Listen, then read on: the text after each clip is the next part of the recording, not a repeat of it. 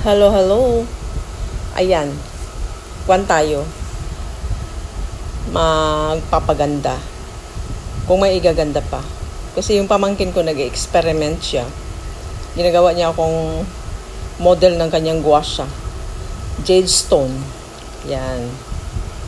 Marami siyang alam eh. Ayan, hinahanda niyang gamit niya.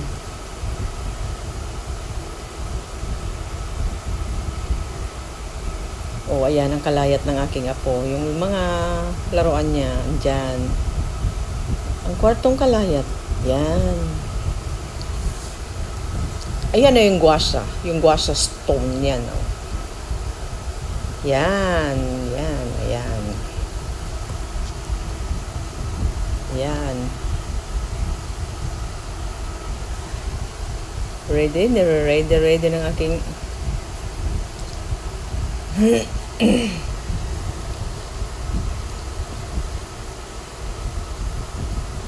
hinahanda niya na. Ginagamitan lang ito ng kwan, yung aloe vera, yung soothing gel para dumulas siya, hindi masakit sa pisngi. Kasi pag walang ganun masakit, hindi na mabanat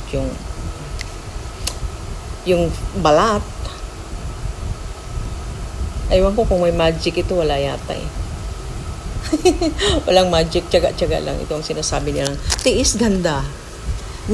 Sana nga, gumanda din. Ayan, bawat kwan, tag ilang stroke ito? 7? Tag 7, bawat part ng mukha. Ilang kwan, ganyan, sa magkabilaan, ayan. Bawat part ng mukha. 7 or 8 na himas or massage, ano ba? Ano tawag doon? Yan. Tapos, sa noon naman, basta bawat part ng mukha ilang stroke, 8 maximum yan.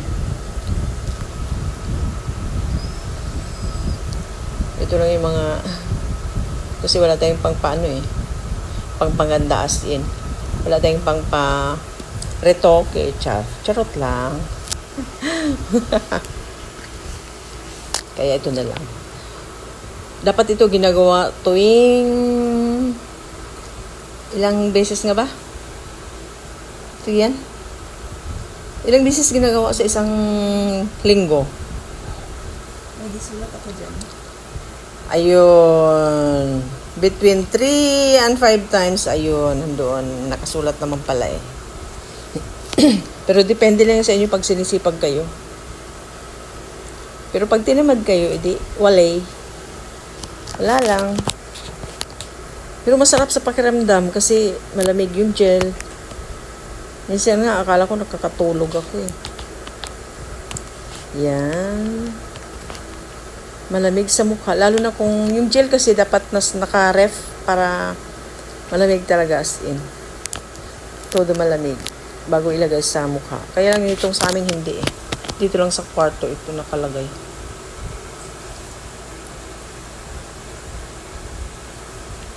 Oh, yan. Diyan na naman sa noo. Mga ano lang ba, trying hard lang na matanggal yung wrinkles. Pero, malay mo. Wala lang. Walang magawa sa gabi. Hindi pa kasi, hindi pa naantok kaya, ayan. Kung ano nung ginagawa ng pamangkin ko.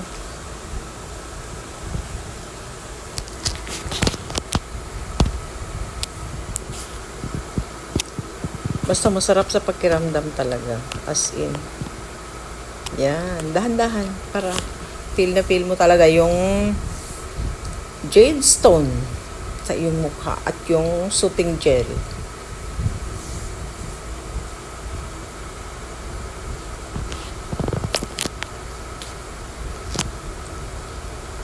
Pag natuyo na, lagyan nyo na naman ulit para magdulas siya. Ganun lang yun. Paulit-ulit lang. Hanggang sa ang glass niya is sa parting leeg. Yun. Kailangan malagyan din yun.